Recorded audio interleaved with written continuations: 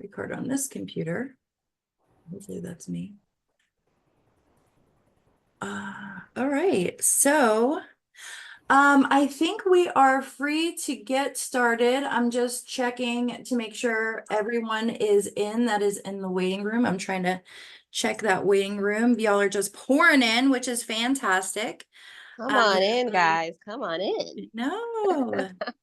All right, so let me do one more quick check. We got about 150 folks on here. And let me grab Pedro, and then I think we should be okay to get started. So let me, oh, Great.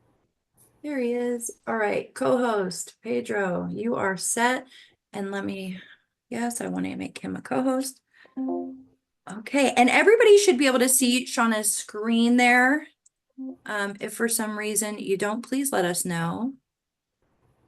But okay, I think we're all set to get started. So welcome everyone. Thank you for your patience as we get situated here. It's always so much fun to coordinate technology together as we all work in technology. So this is our FAMIS Presents DOE monthly webinar. And due to all those hurricanes, we missed you last month, but I think Shauna and her team have a great some great content for you. So I'm going to go ahead and turn it over to you, Shauna. I'm going to mute my mic.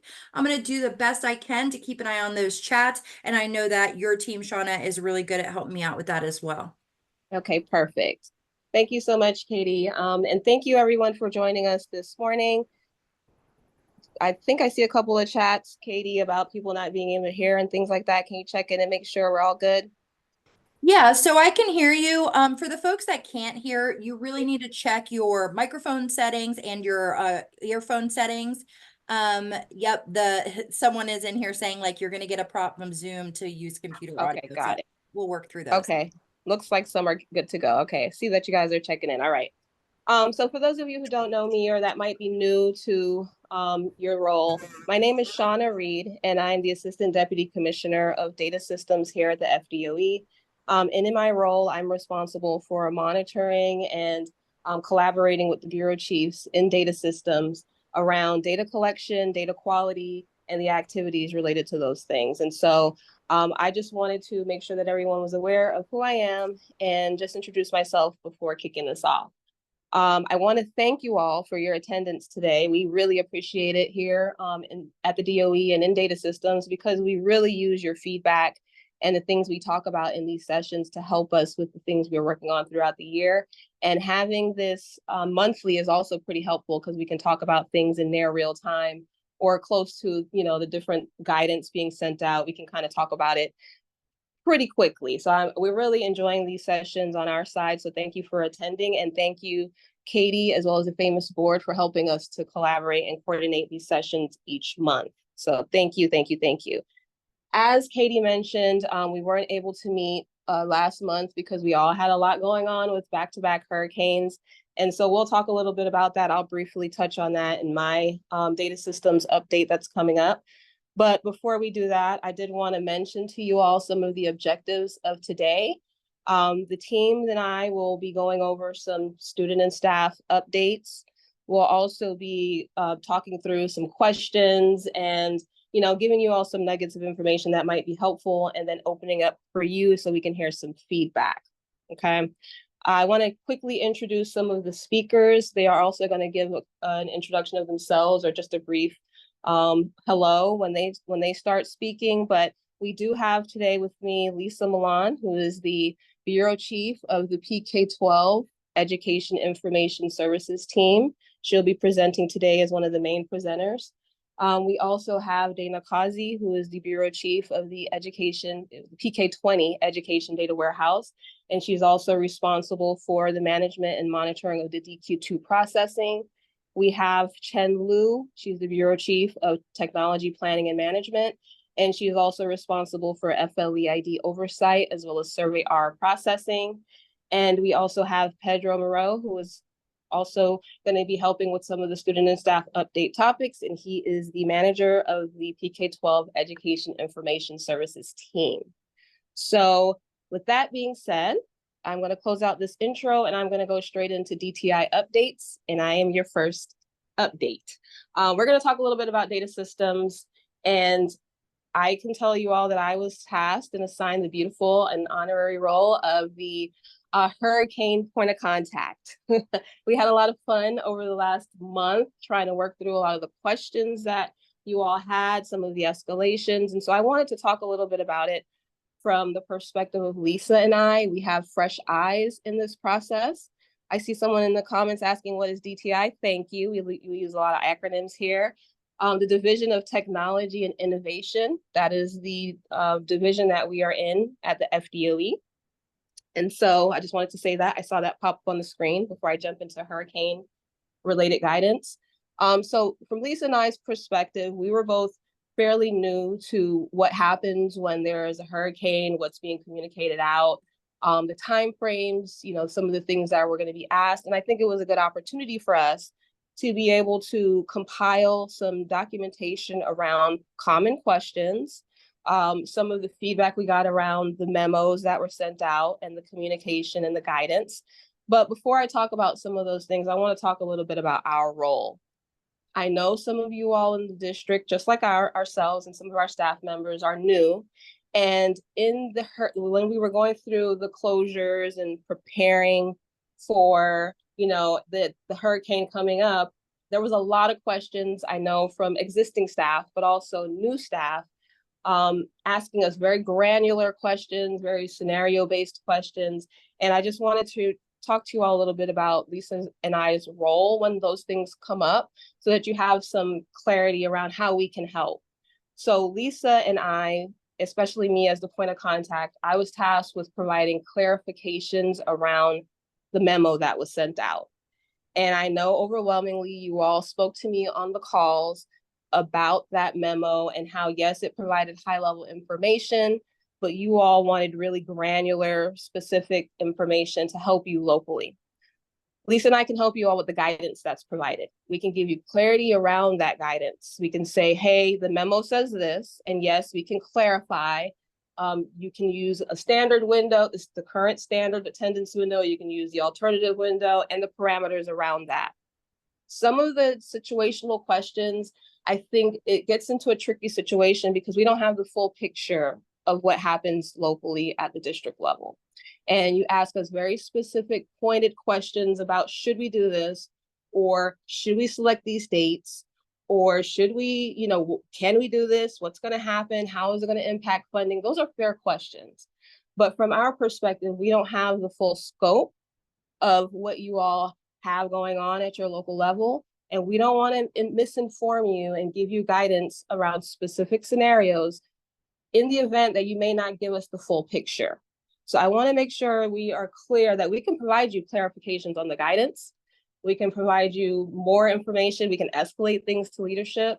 But some of these situational scenario-based questions are things that we are going to defer to you on to determine how to handle locally, because we don't want to make and provide direction if we don't have all of the information. We would literally be going based off of what you tell us, and we don't want to be held to providing you specific guidance if we are not able to look at everything at the district level, okay? So we can clarify things that are in FTE general instructions. We can help you with interpreting the memo, but how you implement them locally is your responsibility. And we appreciate you leaning on us to get those confirmations and trying to make sure you're getting your data in correctly. But we also want to let you know and help you all to manage what we can and can't assist with. And we're going to go out of our way to work with leadership to escalate anything that's outside of our purview. Okay. So the memos, I know we had a lot of questions about those, but we provided as much assistance as we could. And I hope that we were able to assist you all at that time and help you as needed. We know that there's still a couple of or a handful of questions that are floating out there, and we are still working with some of you all to help provide some clarifications. Okay. If you have feedback on that or things that you were frustrated about during that time that you found was hard to get clarity on, put that in the chat, because we are documenting these things so that for the next time we encounter it, we can provide you all expedited information and escalate anything else as needed.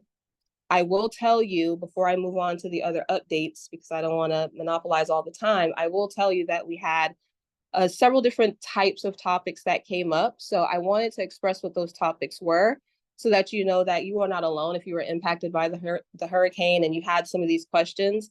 There may have been other districts, I'm sure that you guys are aware, that had some of the same questions. One of the number one questions that we received were around survey changes, extensions to survey week, extensions to survey due date, extensions to survey deadline. And a lot of the questions were very open-ended. Hey, Shauna, hey, Lisa, are you guys extending the survey week? Are you extending the survey due date? Are you extending the survey deadline? And if it didn't come out in a communication or a guidance from the commissioner, the answer would typically just be no, because it wasn't communicated in our memo. However, if you all ask it in relationship to your district, hey, Shauna, we were directly impacted by the hurricane. We were unable to complete what we needed to for the survey due date because of whatever reason, very clearly identifying why you were unable to do it, what you were unable to do, and why you're asking for that extension. Then we can use that and it'll be actionable. We can provide that to our leadership so they can look at each of what you all are providing to us on a case-by-case basis to help you navigate locally what you need to do. That we can assist with. Open-ended questions about extending the survey without any context or information, we cannot provide to leadership. And if we haven't provided it in a communication or in a memo, we cannot provide an open-ended response and say yes. From the state's perspective, we are assessing what's happening for each district. We're looking at a case-by-case basis, and we're trying to make determinations. So if you have questions, and we understand that the impact, and there's a lot of work you all have to do locally, it's very important for us to understand so that we can provide to the appropriate people, okay? So I did want to mention that. We had a lot of attendance window clarifications tied to the memo that went out. We had transportation questions, which were escalated to leadership because that is reviewed by a number of people in leadership. We had IEP ESE questions. We also had funding impact questions, and we had questions around SIS system assistance. Many of those items we have to escalate so that it can be reviewed internally. SIS questions, I would say, are a little bit on the trickier side because we are tasked with communicating with you all about what the requirements are and the parameters around what you need to do. And then it's your responsibility to communicate out to vendors what those changes and implications would be locally. So I just wanted to mention those items, and that is my current hurricane update. I don't know if there's anything in the chat that I would need to address now. I can review, but I'm going to go ahead and hand it off to the next presenter, which would be Dana Causey for DQ2 updates. Good morning. This is Dana Causey. I am, like Shauna said, I'm Bureau Chief over DQ2. I really just briefly, because we had a wonderful workshop webinar a couple months back. And just to let you know, DQ2 has noticed that we have an increase in user on the pre-flight. And thank you for coming in and using the system and working with it and getting used to it. I just want to let you know that if you have, and we've had several different scenarios come up, so we are glad that student data is being passed more frequently through the pre-flight. It has helped us work out some bugs and all.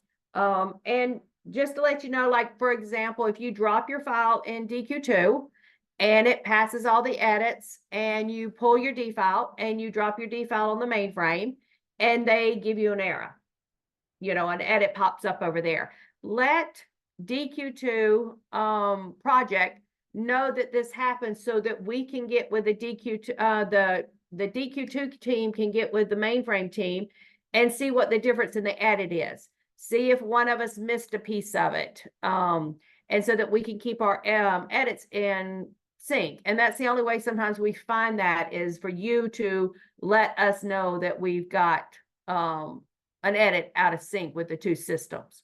But as far as I know, everything is running really well. And like I said, we've noticed more and more data coming through pre-flight. So I thank you. And right now we have survey 2 open.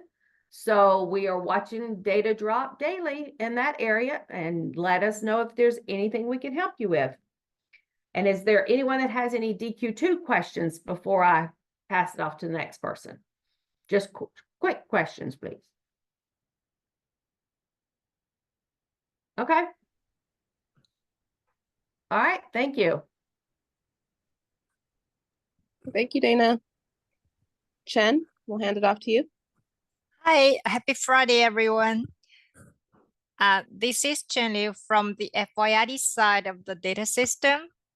Recently, we have started internal discussion on the implications of real-time FYID updates. So as you know, the FYID team handles daily FYID update requests, such as merging FYIDs into one after districts confirm that these IDs belong to the same students, or updating last name due to legal change, etc.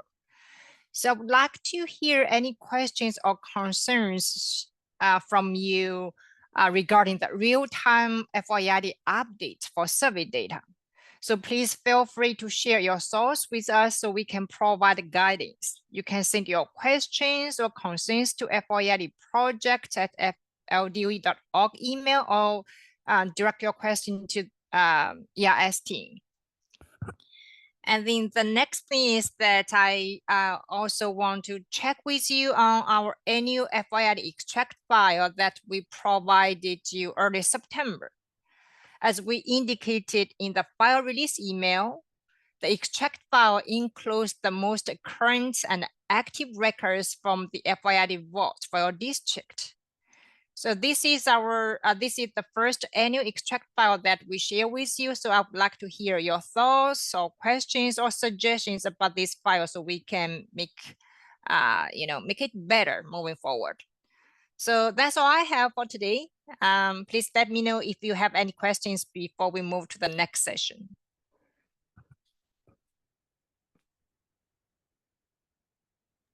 And Katie, I don't know if there's any questions that are popping up in the chat, but if not, we can move to Lisa. And also, side note, I'm having some technical difficulties. I'm sharing this document, but it's not showing up on my screen anymore. So one of the team members on my side may have to take over and share theirs because I can't, it's showing on the screen, but I can't see it on my computer.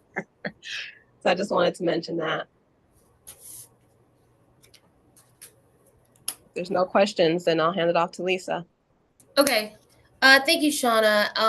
And a couple questions have come into the chat. I don't know if that's something that we want to address or we can take back with us while I'm doing my review or my update. If you want to take a chance to check out the chat. After yours, Lisa, we can look at some of the questions before we move into Pedro's section. So we can do it at the end of your. All right, cool. I mean, this is kind of a brief update. I wanted to give kind of a staff update right now. The majority of this presentation is going to cover a lot of the things that's coming out of my area. So I did want to tell everyone, if you had the opportunity, you might have met Pedro at last year's or this past year's FAMIS conference, and he did a few presentations. I think he did staff and he assisted me with some of the others. He is now our EIS manager. So if you have any questions, please send them Pedro's way. Feel free to send them my way as well. And then, of course, all of our mailboxes. So he is our new EIS manager. He will be picking up and doing some of the updates and talking with you guys today as well on this webinar.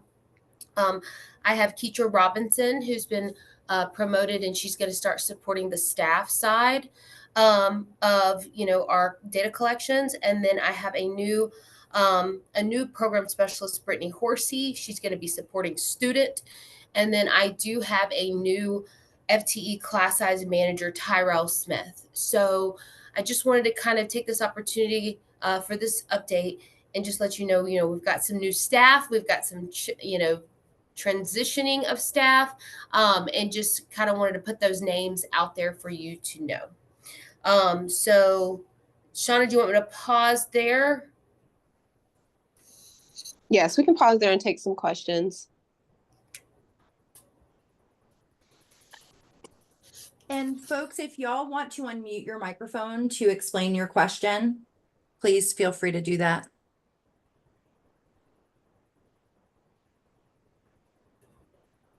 So I will, this is Lisa again. I see what email distribution lists do districts need to join to receive your memos. So if I have the opportunity, let me share my screen really quick.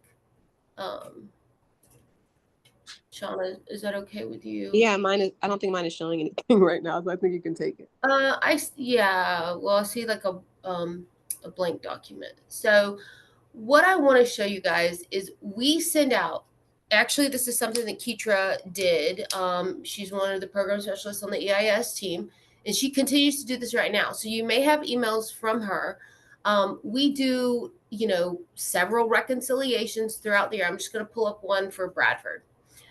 Just so I can share this document and I can show you guys what we send out. So, we get these questions a lot about, how do I get on the right emails? What am I, what do I need? How do I need to be included? And so we're constantly making changes. And then if one person within your district says, hey, I want to be added to the missing children's file, the district contacts for missing children's file. I support missing children.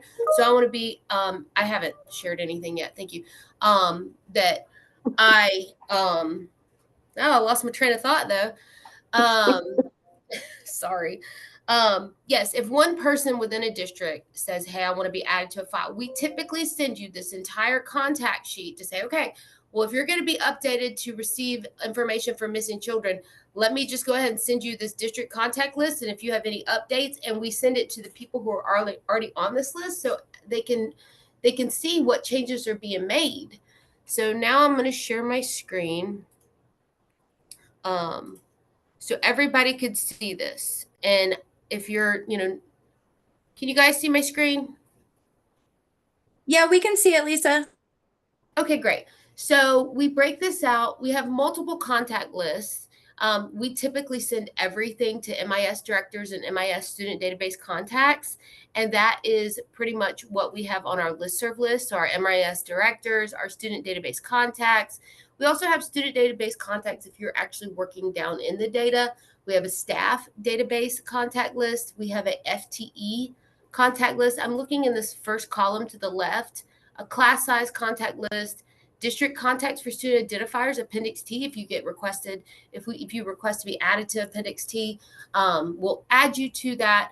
But a lot of the times, if we start getting requests from the same district, we'll send out this whole file and say, maybe y'all need to review this and let us know if there are any other changes. A new hire survey, email, and missing children. So we send communications to MIS directors and student database contacts. If we're sending notifications for missing children, we're also going to include that missing children list. So I just kind of wanted to take the opportunity to show you guys that. So if you have questions, you can send a request to Ask Ease and say, hey, I want to be included on the staff database list, or I want to be included on missing children. And then we will follow up with you. And I think right now, if anybody says that, if you guys think that everybody probably needs to see this list again, we'll start definitely sending it out every time somebody requests a change. But what we typically do is 2 reconciliations annually, and we do it before the rollover, and then we'll kind of do it in the middle of the year. And then we'll send this out to everybody just so we can kind of do a cleanup, because people are coming in and out in the district. So I'm sorry, I don't want to take up a lot of time, but I just kind of wanted to share that process with you guys. No, Lisa, it's important, and I think it needs to be made clear that those contact lists are really imperative, and we need them to be as clean as possible. Now, one thing I did get a question about during the hurricane was, how come I didn't get the memo? I was supposed to get the memo. I'm the point of contact. Who did it go to? Those memos, specifically like when it's being sent out around hurricane guidance and those types of things, are going to the superintendents with the expectation that they are going to be cascading them out across the district. And then when we get questions, we send out those memos. So I don't know if the question was generic to our current contact list or if it was related to when the memos go out, who they go to, but I just wanted to make sure we covered both. Okay. Do you see someone is asking Robin Hill if you could send the list again? I think people are concerned they're not getting the correspondence. Okay, so I might unmute. Are we thinking that we need to go ahead and do like a full reconciliation now? Is that something that you guys? When you mean now, what do you mean, like on the call? No, no, Oh. no. No, I'm saying, how about, we'll take November going into December, and we'll send this out to every district and go ahead and do like the mid-year reconciliation. Everyone's saying yes, so I think that's a go. Okay. All right. Sounds good. This is Brenda in Volusia County, just as a thought and idea, because this recently happened for us. But the people that are on our contact list, evidently a communication was sent out, and someone noticed that there was an undeliverable. So that prompted them to send me the entire spreadsheet, which was good because then I was able to right away update and say, okay, yes, someone else is taking that place, and I updated a few others too. So I don't know if that's something that could be managed. If somebody's monitoring those whenever there's undeliverables for any district, that could prompt this process to start for that district. It's just an Yes. idea. It worked for me. Yes, we are doing that. So whenever we do send out these communications, we'll get kickbacks, especially from our listserv list. And anytime we get those kind of kickbacks that are undeliverable, we work on cleaning that up. So we do get that, and I'll send that to the program specialist that's over the kind of district contacts. They'll review it. They'll also look and say, hey, did we receive one of these contact sheets in the last, week or so or month or so? And then do we need to send it again? So we are reviewing that. But thank you. That's a good point. Okay, thanks. Yes, ma'am.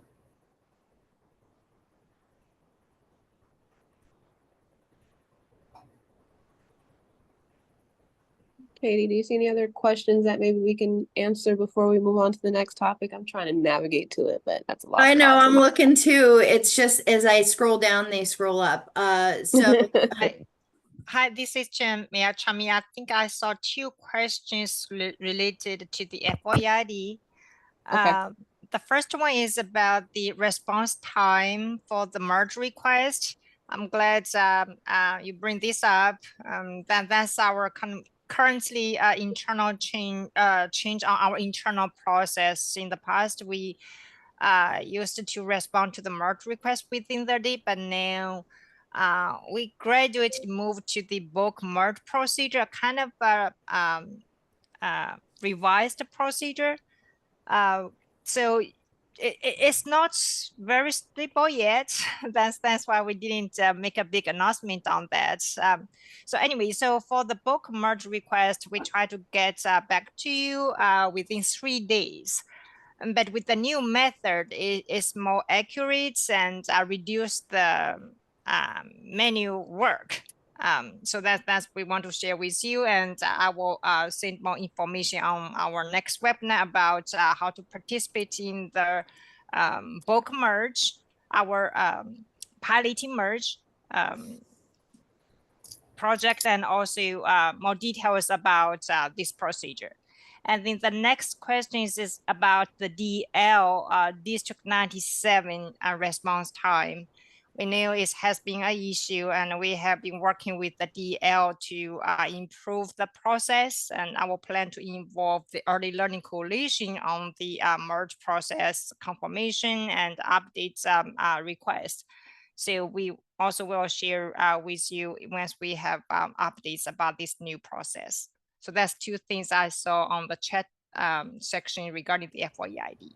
Shanna, do you have any additional inputs about these two things? No, I think you covered it. Okay. All right, this is Lisa. I see the email regarding the IEP's 2 weeks extension on survey 2 due to Milton according to the memo. Any information that could be shared about this? Okay, I know everybody's getting error 2B right now. Trying to address this, we're working on that. I just want everybody to know that, so you're getting 2B and 2C. I've definitely got several requests that have been rolled up to me regarding 2B. I'll go back and look at 2C. But we are working this. We're hoping to resolve this as soon as possible. And we are very much aware that the districts are getting this with this change for the impacted districts. So I know you probably want a little bit more information than that, but what I'm hoping to do is when we have our solution in place, we'll communicate to the impacted districts, okay? Yeah, I had submitted even one on that, Lisa, from one of the districts I support, and I know it's it's hard to be like, hey, we're working on it. But you are doing such a great job getting right back to us, so we do appreciate everything y'all are doing. Thank you, Katie. All right. Well, if we want to go ahead and move into the next section of the, did you have anything else? Did anyone have anything else on my side that they wanted to address in the chat before we move to the next section?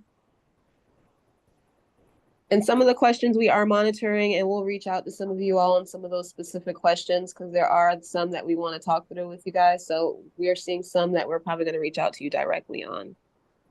Go ahead and we can go into the next section, student and staff updates. Lisa. All right. So thank you, Shauna.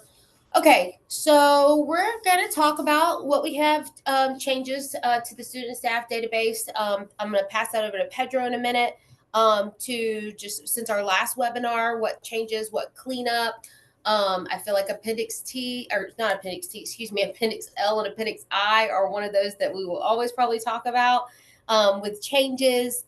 But we want to talk about just give everybody an update on what changes have been made on the student and staff database, talk about those a little bit, what we're planning on doing for formatting. You have this agenda up. You could see what we're talking about for formatting for our data elements and the entire database manual coming up soon. And then I have some items that I want to bring up from some program areas here in the department that they're aware that we have this point of contact with you guys monthly.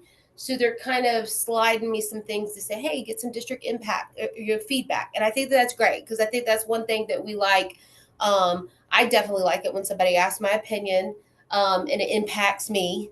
So I think that that's great. And we'll talk about that. But I'm going to turn it over to Pedro real quick.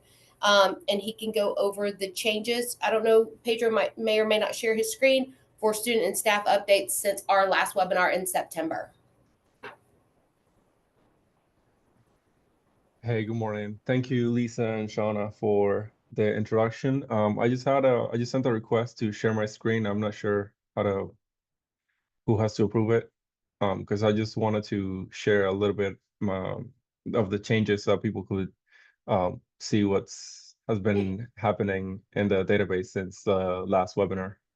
Pedro, I'm looking at that. I'm seeing it looks like you have the ability. I'm gonna turn it off and then turn it back on and see if you can do it. Do you want to give it another try, Pedro?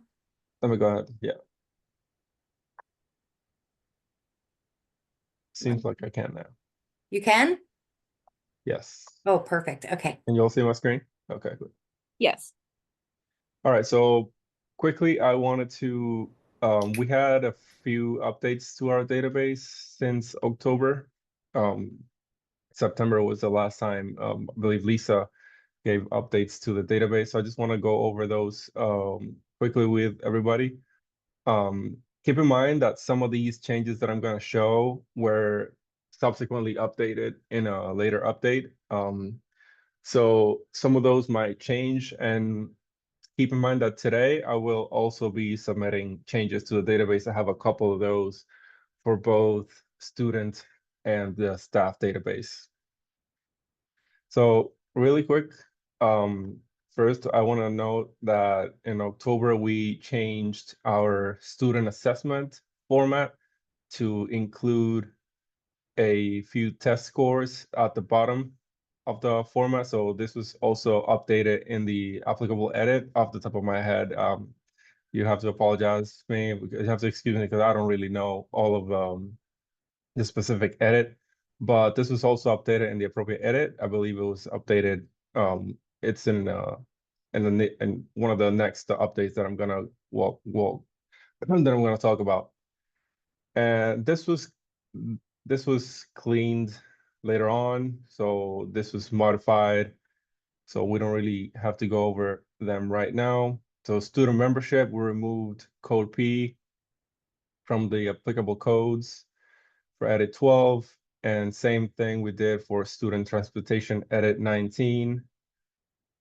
Additional cleanup for removing code P.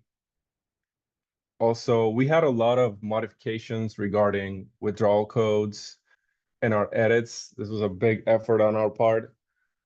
So we had to remove codes that were no longer in use, and we had to add back some to be able to have uniformity along the different edits that deal with different withdrawal codes. So as you can see, we removed a few codes that were no longer in use for prior school status and student attendance. We got edit 17, we removed a few codes here. Same thing with student end of year status, this regarding diploma type. And this is something that has been updated as well in the data element and the applicable formats. Additional cleanup we got here for this update. Same student end of year status, we removed a few codes as well. And then appendices. Appendices, we're not able to include the whole documents because some of the appendices are really big documents and would take up like a lot of pages in the updates. So what we try to always include the links to the appendices in this document so you can easily click them and it will take you to the database manual page. This is like changes for staff database for October 4th. We had to increase the age range from 16 and 80. So in between, you can report staff with that age. We had to increase it because we had staff that were over 75 and then districts were not able to upload data for them. And also, and this is an update that this is something that will be changed, will be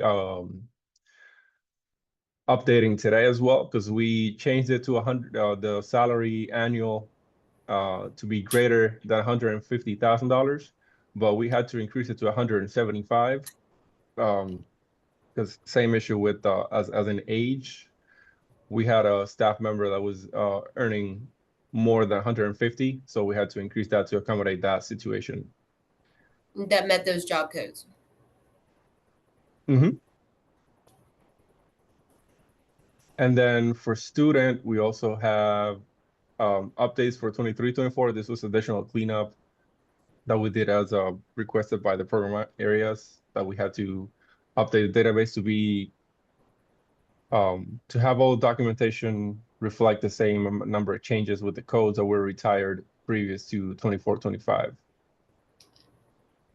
And then this is pretty much cleanup for diploma types, also the same type of changes that we did for 24-25 are for 23-24. And additional cleanup in our appendices for changes 23-24. Now this is for October the 11th. Some of these may be similar, and for this one, it's like the student demographic.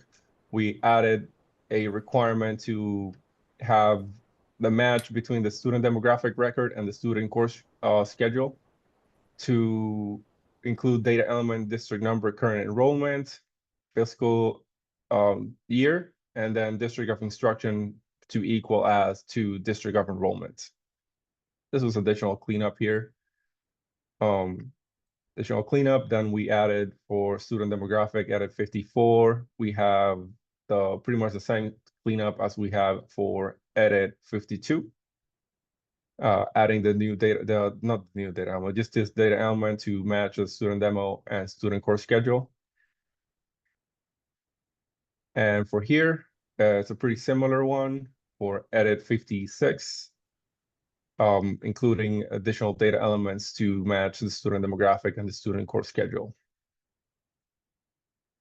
Okay, edit 58 on student demo is pretty similar, adding new data elements. And that's it for this one. Then for October the 18th, Hold on we one second, have- Pedro. Hold on one second. This is Shauna.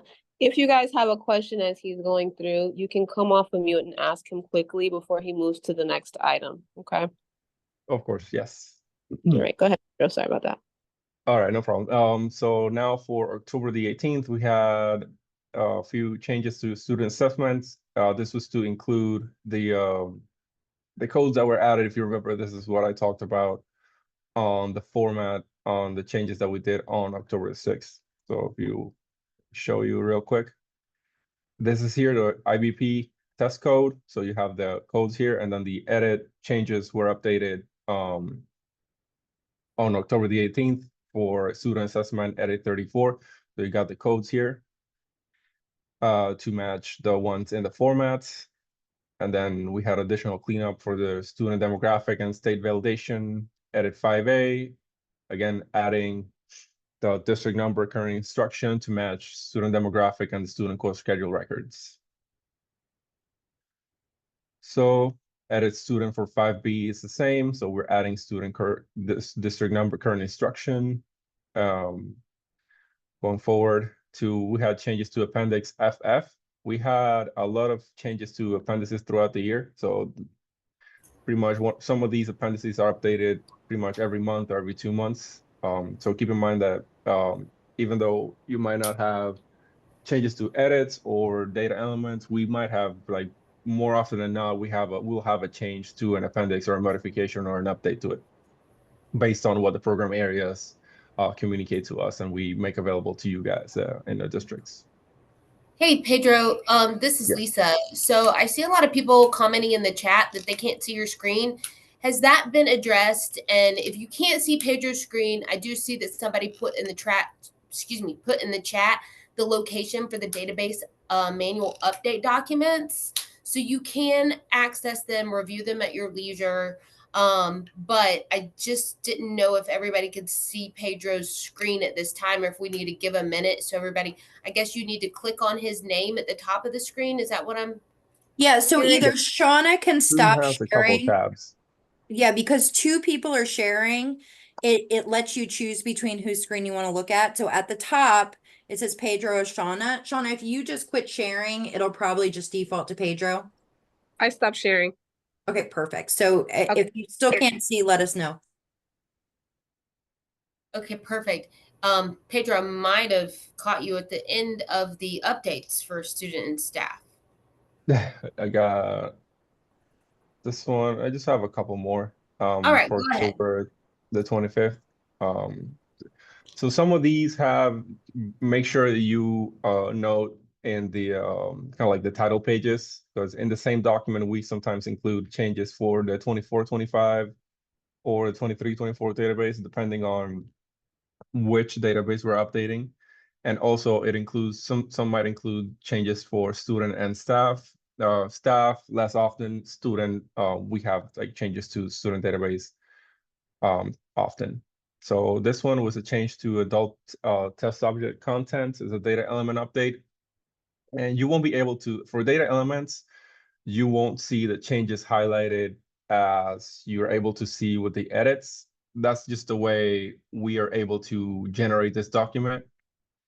And in here, you can see that the changes are always included here at the bottom of the document, pretty much always the last page of the data element. And you have the date in which the change was implemented, and then a brief description of the change. So it says that for this data element, adult test subject content, we just modified the note test for speaking. So it'll be speaking, and then the tape test for speaking should be reported as listening value S. So basically using this code to report tape test for speaking. So we did the similar thing with this data element, discipline, result, and action code. You would be able to see the changes here at the bottom of the document. Add a note for report all discipline. And also a definition update for disciplinary action for assessor. Okay.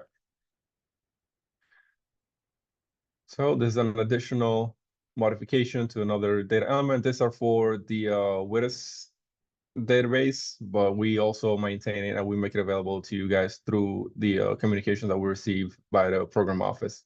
This was an addition of 3 codes that were added to the database. Same thing, you got additional data elements that were added to supplemental informational formats. You got additional modifications to the Korean technical, dual enrollment, data element modification as well. Addition of code E for reporting personalized educational program. And then you have additional modifications to appendices. Keep in mind that when you open an appendix, it might open in a new tab for you, or it would download the document to your computer. And the last time the document was updated, it should say it at the bottom of the document. Let me show you real quick. I have one here. So let's say you were opening Appendix A that was recently modified. And then last time it was modified, you'll be able to see it. If you scroll all the way to the bottom, you see that the last time the appendix was updated. And on the column F, you'll see date of change, and it'll tell you when this change was implemented. Basically said this is the change that was added in the last update as it matches the date at the bottom of the document. So just keep in mind that you'll be able that you can, to be aware of the changes. The latest changes, you can see this column to see what date was it added. As again, these are links that would take you to the document in our database.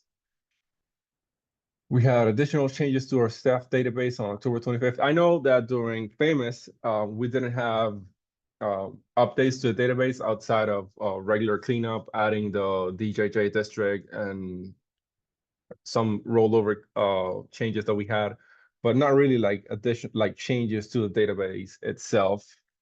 But we did have a few items to clean. So we noticed that this one you won't be able, this one doesn't say that we had a change in 24 for this time around.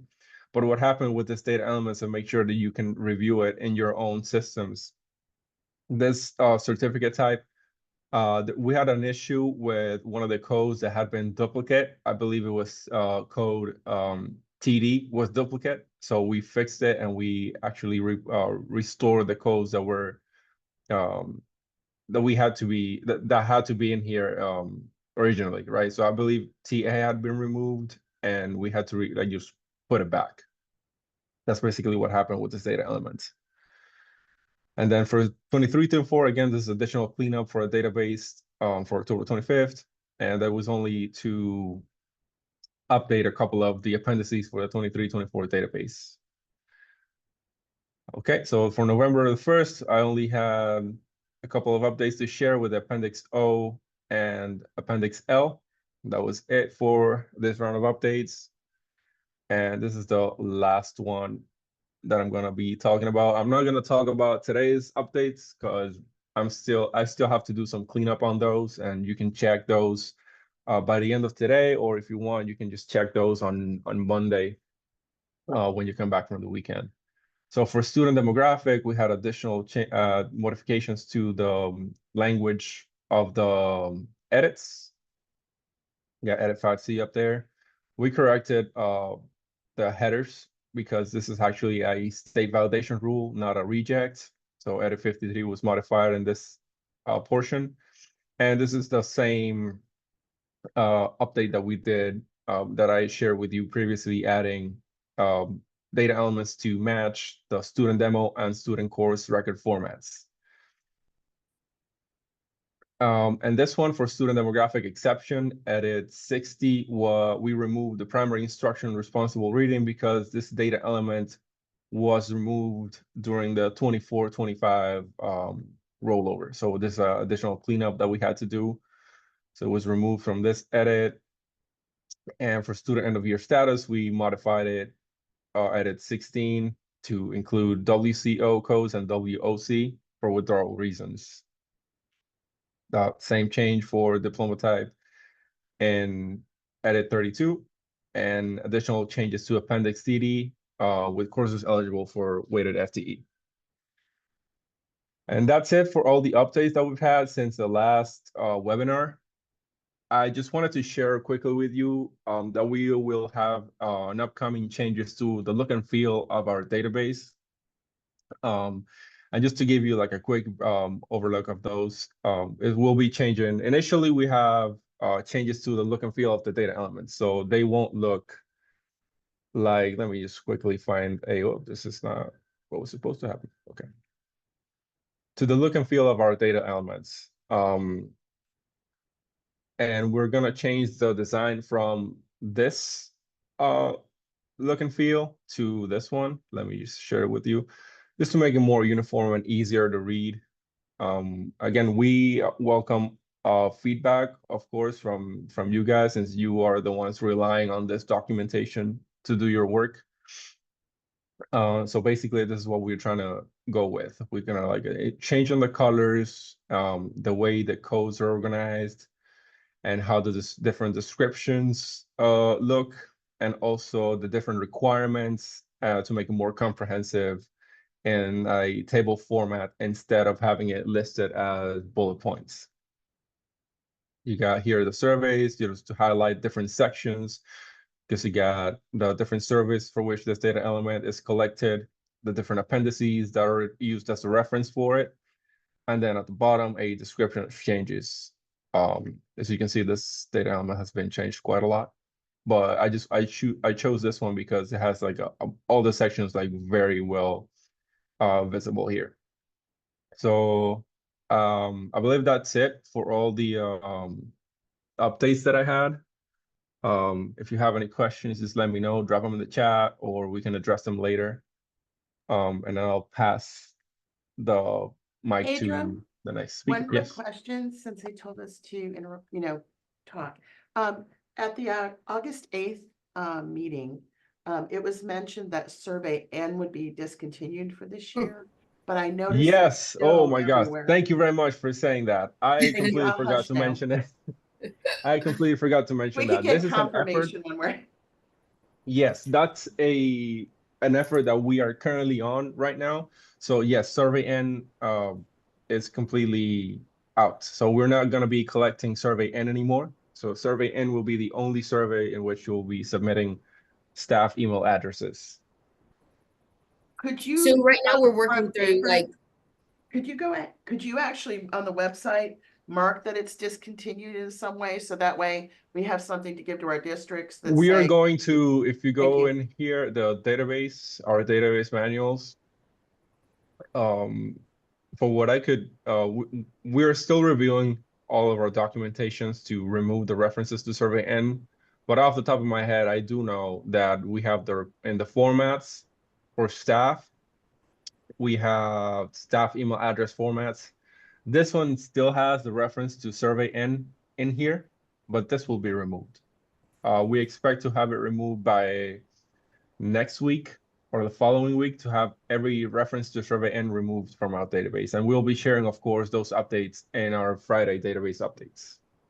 Awesome. And in this survey. Yeah, thank you for bringing that up. I completely forgot. Sorry about that. Thank you. And hey before Pedro, we, it's Lisa. oh, Oh, sorry, go ahead. Now I was gonna, before we move to your section, Lisa, talk about some of those formatting changes, but if you have something you wanted to add to what Pedro was mentioning, you can go ahead. Yeah, no. That's I was kind of wanting him to, I know that he's just shared, and Pedro, will you go back to the updated like format? So Yes. to share with the group. And Pedro and I've talked about it, and we kind of wanted to also during this session get feedback from you guys about, we're looking at updating the look and feel of things, the structure of it, and how that will also impact us creating the documentation. And we wanted to get your feedback, if you could pop it in the chat, to just say, from the student and staff database manuals, like what's working for you, what do you not like, what do you find tedious, what do you find that we could maybe implement some efficiencies on. Is there something with edit documents that you don't like? Just anything. It's not saying that we're going to be able to take everything that you suggest and implement it. But we just kind of wanted to poll you guys and get your feedback on like the structure, the formatting of the database manuals. That was what I wanted to add. Shauna, is there something else that you wanted to add before we kind of go on to the next me? No, you actually recapped exactly what I was going to say. We just want to hear from you and we want to know what works and what doesn't. This is an internal collaborative effort and we're trying to make these things usable locally. And if there's things that throughout the years you've just felt were pain points that you've communicated and they haven't been addressed, this is the time. Let us know because we are cleaning this stuff up and we want to hear from you because you all, in addition to some of our internal team members utilizing these documents, and we want it to look good. So let us know. And we want it to be usable and we want it to be something that you can easily leverage for new staff and for training or whatever. And if it's super cumbersome, it's not clear, it's not, let us know. And it's this as well as things like the FTE general instructions, anything that we work on that you all find haven't been super clear or that you find yourself having to ask 1,000 questions about, let us know. And that is the purpose also of these sessions. We want to hear from you. So Lisa, I definitely, I'm in line with what you and Pedro are saying. So I feel free to move to the next. If you would like, let me know if I need to reshare my screen. Shauna and Lisa, real quick. So something that's in the chat that I have heard echoed actually a lot is when you guys release those updates, you do publish them to the student database page, but districts have to know every week to go out and check. Is it possible to send like an automated notification that says like, hey, there's an update this week? Or is the expectation just everyone needs to go out to the website and check every week? Katie, we've heard that a lot too. I know I've heard that a ton just in the folks I support. So since it came in the chat, I thought, oh, maybe we could think about that. So you don't have to answer it obviously right now, but just a note. Yeah, let us think about it and we can regroup and maybe in the next meeting we can talk through some options. Okay, are you going to be looking at these questions that are coming in, or do you want to just log them and review them after? Yeah, we can log them. Okay. That would be great. Perfect. Okay, so another reminder that I wanted to provide before I move on to my questions. The user manual will also be getting, as we're talking about formatting changes for next year, that's when we're going to really update the look and feel of everything. That's what we're asking your opinions on. So we can, look at, the people who are in it every day and say, see how it's impacting them and what works and what doesn't work. And then also the user manual will be getting a new fresh look next year. Right now, we're planning on updating it. We're hopefully going to be posting it in the next couple weeks. And that is I hate to keep using the word cleanup, but we are kind of going through a lot of our documentation and like removing references to old surveys. We're trying to really get that, looking better and not referencing some of the outdated items. So that's upcoming, and it's just changes to remove outdated items from the user manual. And then next year it will probably get that new fresh new look and full review. So I just wanted to bring that up and share with everybody. Okay. Can I add one more thing, Lisa? Yes, ma'am.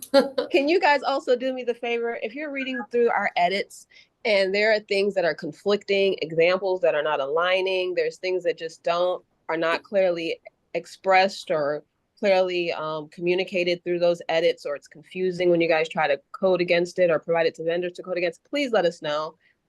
That is very important to me to make sure that those documents are clean and consistent. So I just wanted to put that out there. Edits, please take a look at that. Let us know. Thank you, Lisa. All right, cool. Thank you. Okay, so the items that I had, as I mentioned, like I've been working with program areas in the department, and they're bringing things to our attention to say, hey, we're thinking about making some changes, but let's get some district feedback. And I think this is the great, communications avenue to do that. One of the items, the first item on here I want to talk about is the dropout prevention. So there, right now, you can submit records on kids who are in detention center programs with their, I think, most recent stint in a detention center program. So what they're thinking about doing is, Bureau of Student Services is thinking about increasing this to every stint, because sometimes a student will go into a detention center, stay there for 5 days, go back to their previous institution, and then maybe go back to another detention center or the same detention center for a couple days, and kind of back and forth. So they're looking at multiple dropout records for those individual stints that students are doing in detention center programs. So that's something that we wanted to get your feedback on. This is also something that I'm hoping everybody could put in the chat if you think, oh man, is this going to be a major impact? Do you have a kid, or do you have students that, are doing this all the time, and then, you're going to be responsible for a lot of records? I want you to put that information in the chat so we can export this information and talk back with the program areas to think about it. Okay. That was one of the first items that I wanted to bring up. And I'm not seeing a lot coming in the chat right now about it. So maybe that's not such a big thing. And I haven't heard any major gasps. So if that's something that was to be implemented, but if you do have some heartburn, put it in the chat. The next item that was brought to my attention by the Office of Safe Schools is, is there a potential for a W code for students who are leaving schools, districts, pending expulsion? So, hey, I haven't had my expulsion hearing yet, but you know what? I'm going to go ahead and grab them, put them in another school, put them in another district, and the incoming district, or the district's coming into, doesn't have a lot of that information. If they could see on a W code that, hey, they left pending expulsion, but they weren't actually expelled, so that might allude to the district that maybe you want to dig down and into the student as they're incoming. I don't know if it's this is something that I said, you might want to get some other program area and legal, review of this, but I wanted to pose this to the district to say, hey, is this something that would be helpful to you? Because maybe digging down into that paperwork that's coming in with the student and trying to figure out, okay, they haven't been expelled, but in all the paperwork, I'm not 100% familiar with that. Would that W code just kind of really trigger you to start digging in a little bit more deeper when a student is incoming into your district? Is that something that you would feel that would be helpful? So that's something that I want to get some feedback from you guys on as well, so I can bring that back to the Office of Safe Schools. And like I said, I mentioned them to get some other program area feedback as well as legal to see what, they would be looking at doing. And then also we have, and I've lost my data element for my bullet number 3. I had it up.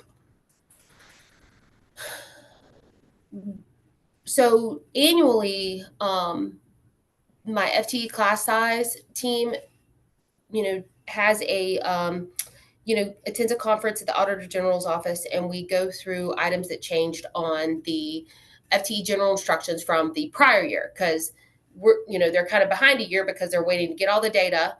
And then they're looking at the data, and then they're doing their, going in their audits. And so at that point, we come in and we say, okay, here's the changes from FTE general instructions. And during that time, it was brought to our attention that there is the CS number, and I'm drawing a blank on, I think it's your Social Security number. That's right. It is, Lisa. It's Social Security. I'm sorry, thank you. It's your SSN on staff database. Staff demo. Yeah. Sorry, I was trying to pull it up because I wanted to talk about it. And then we have if you're not unable to have access to the SSN and submit that, you can create this CS number, and it should be a number that is the district assigns that number. So what the auditors brought up to us is that they're getting like the same CS number for many staff within the districts or within schools. So it's not a unique number, and we kind of wanted to hear your process in doing that. I do know, and this is from FAMIS and several other inquiries that have been routed up to me about it's hard to get all the data for some contracted staff and from SROs in the district. And there's some communication that we're working on and looking at that further. But I didn't know if that's that same situation where, hey, we have contracted staff, we're just going to give them a CS number, but we're looking at potentially putting in an edit so that CS number needs to be unique. So what would that impact look like to you guys?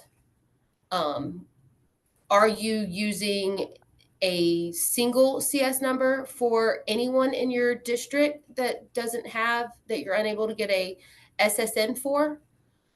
This is Tom from Santa Rosa. Can you hear me? Yes, sir. For us, we have a unique number within our system already. It's called a staff ID. It's unique, and we actually manipulate that number and append the CS and pad it with zeros so that it is unique when we send it to DOE. Okay. And I think that's something that would be great. So we're, what they're saying is the Auditor General is saying that since this number is not unique, sometimes it's hard to pinpoint that staff member. So are districts using a single CS number across the board, since we do not have any edits in place to make sure that number is unique? And if you are, is there something that would, if we did make that, an edit or update the data element where we require that to be unique, is that a major impact to you guys? So I think that's what we want to hear about too. And you can think about it, like if you don't have the information readily available and you determine that it might, just let us know, because this is something that they're looking at. I am seeing through the chat that a lot of people are using unique CS numbers. And I mean, we can also on our side to actually specifically pinpoint whose are not unique, but we just wanted to kind of throw it out there and hear what you guys were doing locally. But we can check on our side also. Awesome. Thank you. So I guess if you aren't using a unique CS number, or you could individually reach out to us and tell us what that impact might be to you. Okay. All right.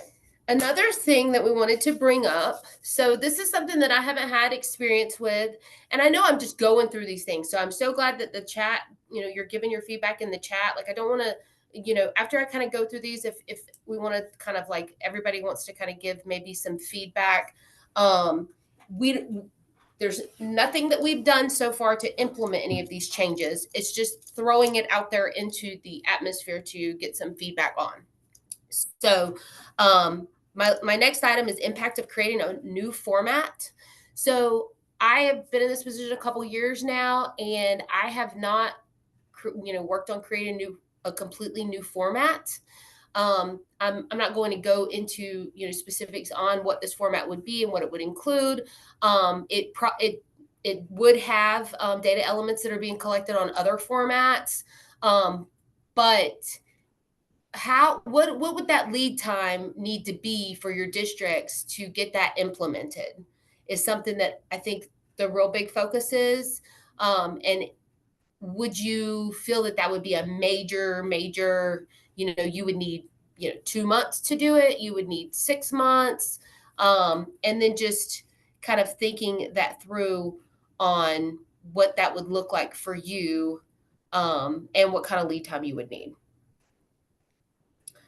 So, like I said, I haven't been in this position to experience implementing a whole new format, potentially new data elements, a lot of new data elements, and then some that are already, collected on a couple of formats. So I wanted to hear from you guys.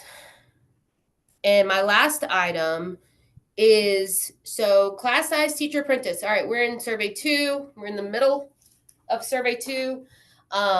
And we do have, you know, the teacher apprenticeship program, or there's kind of 2 sides of this, 2 program areas.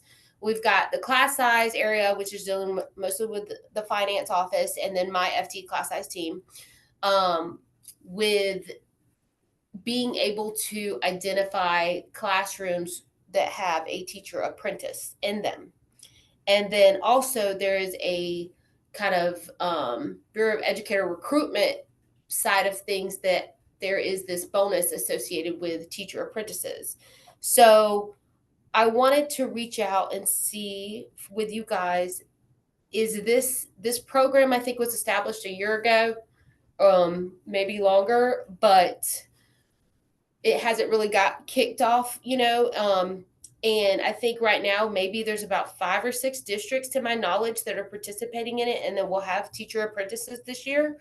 And so I wanted to get your feedback on that, to say, hey, you know, this is something, maybe we only have like 5 districts right now, but next year it's going to be all districts. Next, you know, survey 3, you're planning an influx, or just wanted to get your feedback on that as well. All right, so those are all the items that I wanted to bring up to you guys. I feel like it's a lot, and I really want feedback from you guys. Is there anything that you wanted to talk about out of all of these bullets? And there's great comments in the chat, Lisa. So if anyone doesn't like chime in and say something on the call right now, there's like awesome feedback that I'm scrolling through on the chat for a lot of these topics. But if anybody wants to come on the mic, feel free. Hi, can you hear me? Yes. Hi, this is Claire Hardman with Orange County. As regarding as far as like a new format, I think a timeline, depending on what's being asked, how many new elements, I think I would agree with one of the comments with about a year, because for us, I work in IT, and I'm the one that gathers the information to ship to you guys. So when these updates come out, we have to take them to our business analysts and our specialists within the areas, whether it's payroll or staff. They have to evaluate the data to conform it to the requirements. So sometimes, you know, and a lot of times this isn't our focal point, you know, with the things that we have to do in our daily job. So in order to give them the time to evaluate the data and evaluate what the DOE wants, you know, and then it has to go to the IT staff to, you know, get the coding done for all of that, and then the testing back and forth with the DOE.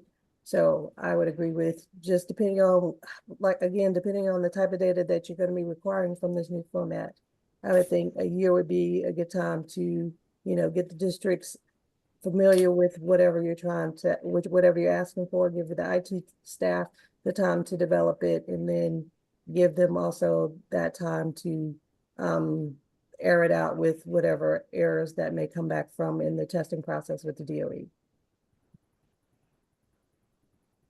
All right, thank you. Thank you for that feedback. This is Brenda from Volusia. Yes, ma'am. To tag on to what she's saying, I agree with her.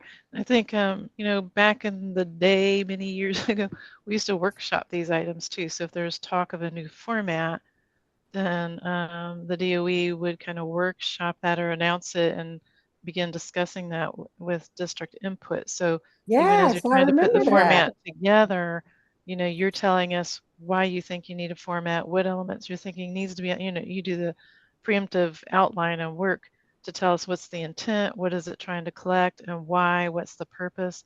And then the districts collectively can give you feedback on that. That would probably modify that format, I'm sure, to some degree, as well as the elements and the codes that are required.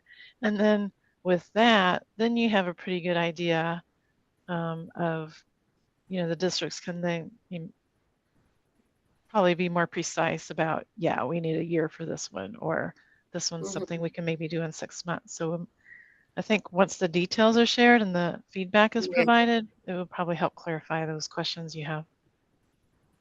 Yeah, Yeah, I I know, remember those workshops. Yeah, thanks. Thanks for reminding me of that. and I think that's a great idea. I think that's something that, we should take into consideration as well.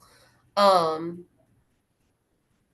and I know that we don't have a lot of specifics around these bullets that I'm bringing out. I'm just kind of throwing them out there to get kind of initial reaction from everybody and see kind of where we go. I think I just saw through there that the W code coming in through the chats as I was talking. The W code would be a good idea. Overall, the new format definitely 6 months to a year lead time overall. I didn't catch anything about the dropout prevention, multiple records, or the class size teacher apprentice. Anything yet? I just didn't see it in the chat. So if you do have anything else, did anybody else have any comments that you wanted to say?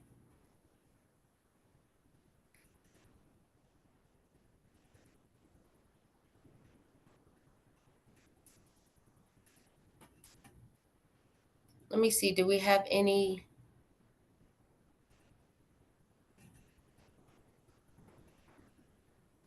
Any comments about class size, teacher apprentice? Okay, this chat. So I see that the chat is kind of moving back and forth. So we will take that information that's submitted in there, look at it. I think that we get kind of a copy of the chat at the end of this, and we will look at your feedback. I do see some individual specific questions coming in on the chat too, and we will look at them and follow up with you guys. All right, if nobody had any comments for part 2, I'm going to transition it back to Shauna for part 3. All right, guys, I'm going to go ahead and close us out with some conversation about the FAMIS 2025. On the DOE side, we're internally preparing, trying to collaborate and pull in some presenters. And so I just wanted to run through some of the preparation items that I wanted to talk about today and get your feedback on it so that we can kind of tailor some of the sessions that we're having and make sure that they're actually, providing you with some content and some, real information. And we're not coming there every year saying the same thing over and over, same presentations. So one of the things we're talking about this year for FAMIS in the summer is we're going to start streamlining some of our presentations. And there's some of our presentations are really content heavy, but we know that you rely on that content to be able to take it back. And so we're not going to remove the content. We're just going to streamline our actual PowerPoints and provide reference materials that we attach to our presentations so that you all can pre-print them before coming in to the sessions. And the reason we're doing that is because the longer our presentations are, the longer our presentation routing times are. And we have a lot of presentations that we manage approvals for and routing. And so we're not going to get rid of the content. The content will still be there. We just wanted to make sure that you all are aware that we're going to start providing like resource documentation when we, provide our presentation summaries and our PowerPoints and reference them. We're going to also have some reference materials. And we ask that you make sure you take a look at those materials and print them out for the sessions because we won't have the ability to print out all of those things. So an example would be for student and staff database updates. We have a lot of that material in our actual PowerPoint. And, we know you use it. So we're not going to get rid of it, but we might have an associated document with a draft of all the changes for the year. Because our PowerPoints are really becoming a lot around the timeframes for us to close out our presentation routing. And so we're just kind of revisiting how we present. And we wanted to make sure that you all were aware so that when we do start presenting next year, you're like, hey, I didn't get that. Where's all the content? It's not in the PowerPoint. Why is it not on the screens? This is kind of explaining beforehand why we're kind of pivoting and streamlining, okay? Another thing that I would like for you all to do for us, if you can, is prior to the conference, highlighting topics that you want us to discuss. If you like that we do the FLDOE introductory session, that's great. We'll keep it because we know that there's new staff, there's new team members, and there's value in having a refresher on how these things, the introductory sessions every year. So I'm not saying that because they're redundant that we won't have them. Some of those are needed, but we do want to hear from you. What are some of the topics that you want to talk about?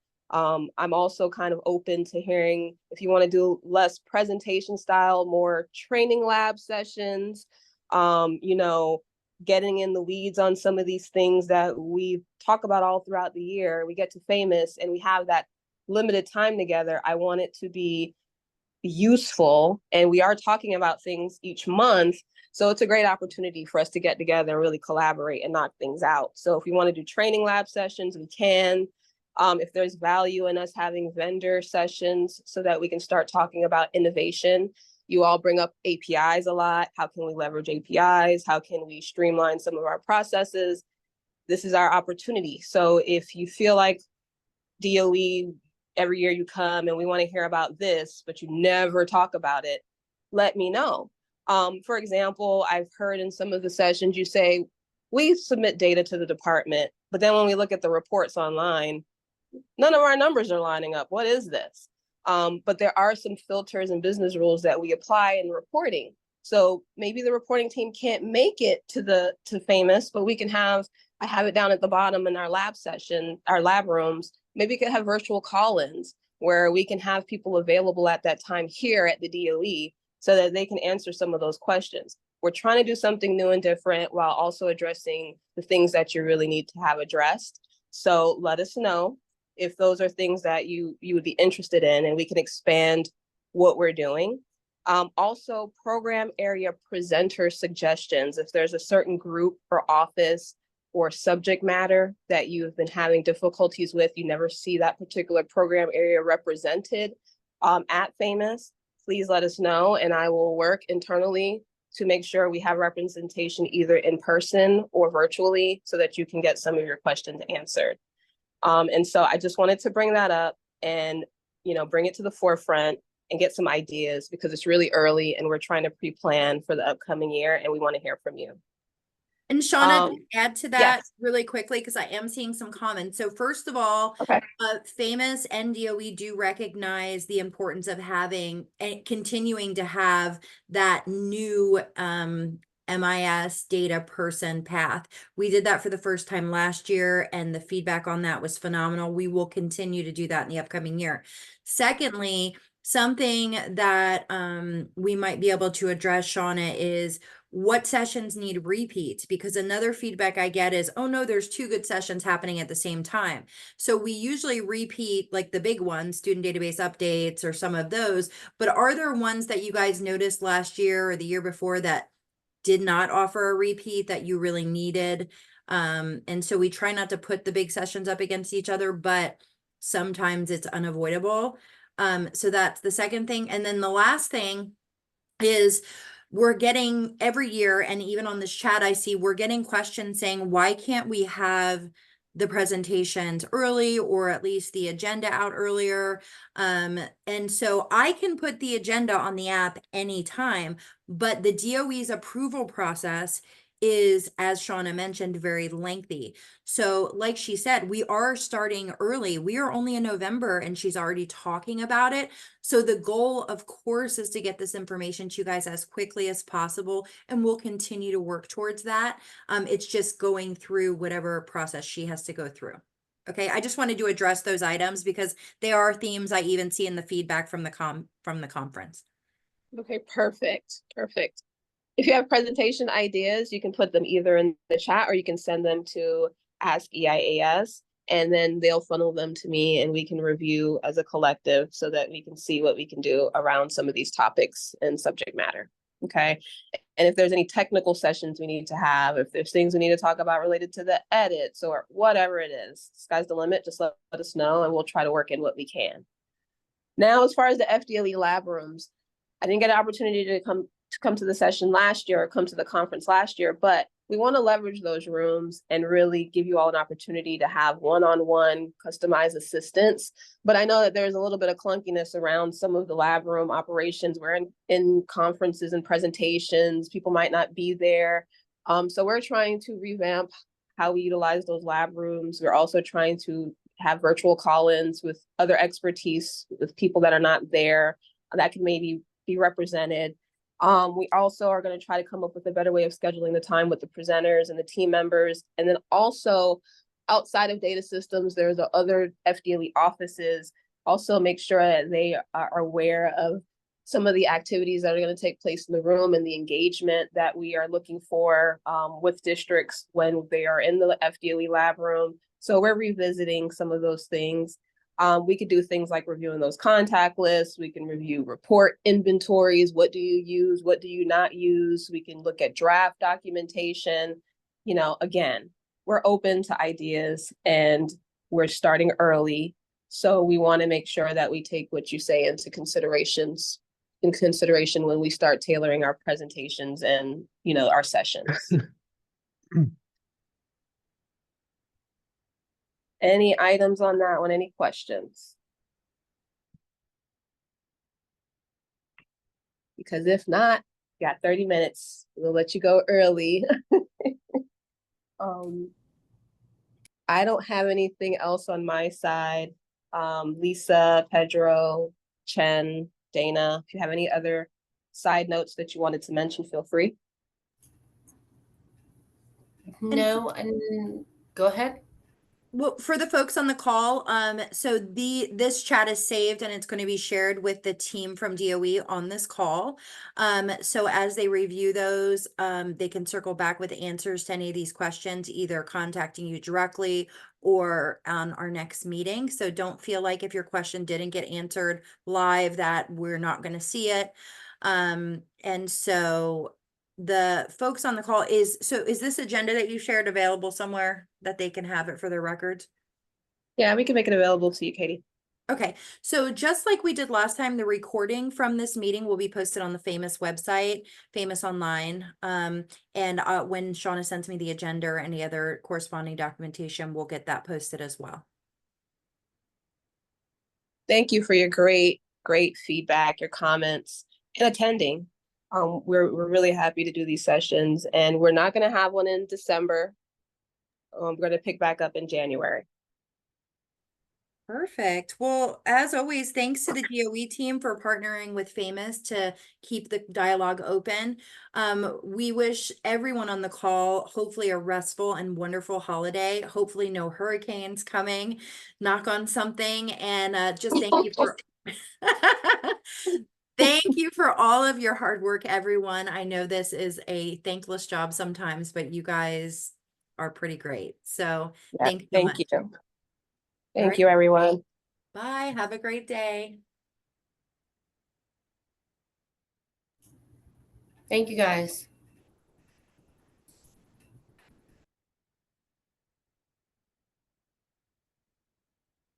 Thank you, Katie. Yes, no problem. Have a great holiday. I'm sure I'll talk to you before then, but just in case. Yes, we'll definitely talk. Thanks, Katie. Yes, back at you guys. I'm gonna end the meeting.